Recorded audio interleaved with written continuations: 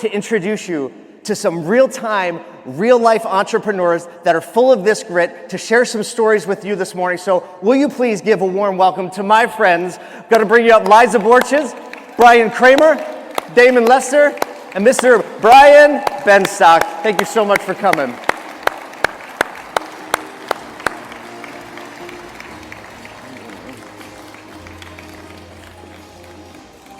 I couldn't run up here the way you did. I know.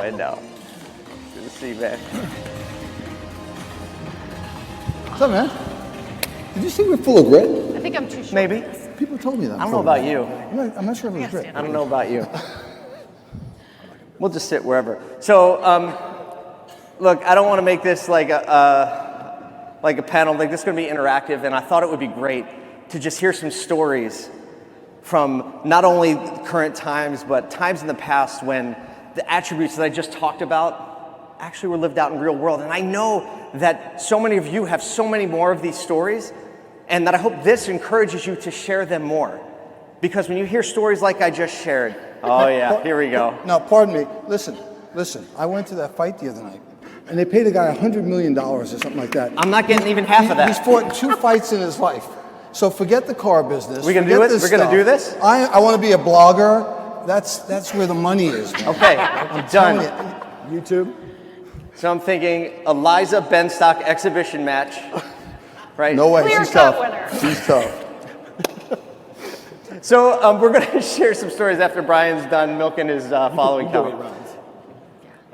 So we're going to start. Brian Kramer, we're going to have you share a story first, and then we're going to go Brian Damon, Liza, and Brian Benstock, and we're going to just share some of these stories so that you can be inspired, and I think you need to share your own, because let's be honest, there's no technology that's going to pull us out of this thing. This isn't just a crisis, right? No crisis can win. This is just what we do as an industry. So I hope these stories help you. Brian Kramer, what do you got for us today? So I just want to share a story with our team. Going into COVID, or right before COVID, we lost a deal to someone who was buying a car from us in the finance office, and somebody from Carvana called them about their trade and acquired it from them as they were taking delivery. And went in there, tried to salvage the situation, and the customer said, hey, it's no big deal. They gave me a little bit more for it. What if I matched it? It was just so easy. I'm still going to buy the car from you, but I already sold the car to them. And then it was about a week before COVID. So then COVID happened, and it was a familiar feeling for those of us that have been through. How many were there for the 09 recession? So we all know what it took to get through that, and that obviously rattled the used car industry, and it's still not the same today. And I think that as a result of what's going on right now, new cars will probably be the same thing for years to come. But going back to this Carvana situation, we finally had the time when COVID hit to bring all of our leadership team into the room, and I told them, I said, I don't know what the right answer is on this, but these appraisal values seem crazy, and I guess I'm looking to you for guidance, because we got a couple different options at this point. They're saying that everything's going to slow down. They're saying that we shouldn't accept new car allocations. They're saying that we should wholesale and liquidate all of our used car inventory before things get worse. We should reduce headcount and all the other things that go along with that time and all that uncertainty. I said, now we've got Carvana acquiring our trades. We've got some time, so we need to retool this and reinvent ourselves. And we've got one of two options. We can either go on offense or we can go on defense. We can either expense our way to a profit, or we can double or triple down. And by going on offense with advertising, you can get 4 times the amount of marketing spend. We don't get rid of our inventory. It's a huge gamble, and I said, but really I'm looking to you for advice. And I had to, at that point, I had to trust the team and trust the feedback, because ultimately they were the ones that were going to say to me if they saw roadblocks. If they didn't think it was realistic, then I don't think it would have been realistic, because they have to believe it first. So lo and behold, we sat down one by one. They taught me things that I hadn't thought about. How are we going to appraise cars differently? How are we going to do remote transactions?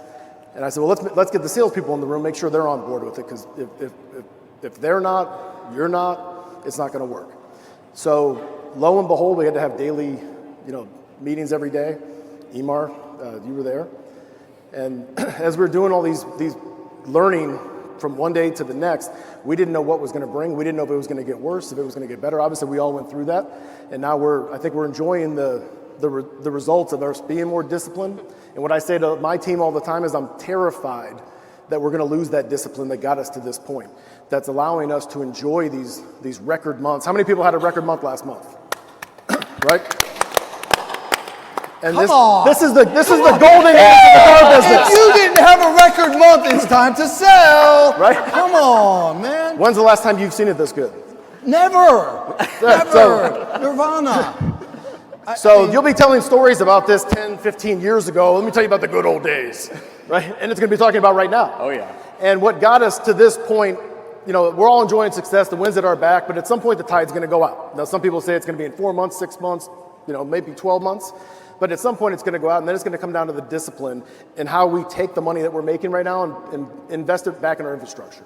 There's a lot more barbarians at the gates with Google, Apple Car, all these other things, and Carvana. But at the end of the day, it comes down to people, and I guess the moral of the story is it comes down to trust. And I know that with trusting my team, trust I found through that whole situation, it's like WD-40. You can either go faster if your team trusts each other. If you're not going to second guess this person and second guess that person, that's what slows you down. Well, I don't know if I can trust salespeople to appraise cars. I don't know if I can trust somebody to go out and do a remote presentation. I don't know if I trust for them to do a Skype call on a remote transaction, even though I'm advertising it online and advertising all these brand promises. At some point, you got to trust your team. And I guess that's the moral of the story. And it's an everyday battle. And that's what we learned during COVID was that it's got to be trust, mutual trust. And Trust takes courage. Right. Right? Yeah. If you can't trust, you don't have the courage to trust. Paul, wouldn't you say this is a really important... That's why I'm standing. Isn't it a really important time not to take your eye off the ball when things are good? Because that's when certain disciplines go away. You start putting the wrong number on trades, you start stepping up a little bit. And we're going to have that transition from what Brian talked about, from low days supply to incredibly high days supply. And I think that's going to happen pretty much overnight. Now, I don't know when, but July, August. So I think the old saying is, the time to repair the roof is when the sun is shining. That's right. And the sun is shining, so now's not the time to be at the beach. It's time to be repairing the roof and tightening up rigs and making sure your processes are in place. If you're going to experiment with some new procedures and processes in the dealership, perhaps this is a good time. But we know that things are going to right size and normalize, and that's okay too, because that's a whole different set of opportunities. So, why do you think people don't spread around the decision making? What's stopping them? I'll tell you what it was for me before. It's whenever I wasn't always providing enough clarity, and it didn't get done the way I wanted to do it, so I would just take all my chips back, and I'm going to do it better. Nobody can do it like me, and I don't realize that I didn't explain it clearly enough, and that's what I'm ultimately should be frustrated with. And it's mostly that we don't tell people clearly in detail the level of expectations. We just tell them what to do, not how to do it. And it's not only the expectations, it's the clear vision of where we want to go. And if that's super clear, then we can trust our teams that we're all going to make the decisions to go in the same direction. But when we don't have the vision and we don't have the expectations, that's when we don't want to trust them to make those decisions. And they don't have a sense of purpose. Right. And Liza, in an organization your size, it's really about that decentralized control and command. You can't be everywhere. You're here. And you've got to be able to trust those. You have 16 stores, right? Or 17, 18, it keeps growing. But you have to be able to have decentralized control and command. And I think that makes us stronger. It gives us a lot more power than if it's centralized. Totally. And at the end of the day, if we cannot trust the people who we work with or work for us, then we got the wrong team. And ultimately, we have to make some changes to make sure we have people employed that fit our same vision as Liza mentioned. It's true. Damon, why don't you stand up for a second? Oh, man. This is like a coronation moment. Why are you going to call me out? It's a coronation moment. Oh, man. So, ladies and gentlemen, I don't know if you know Damon Lester. He's been the president of NAMAD for a long time. And this very month, Damon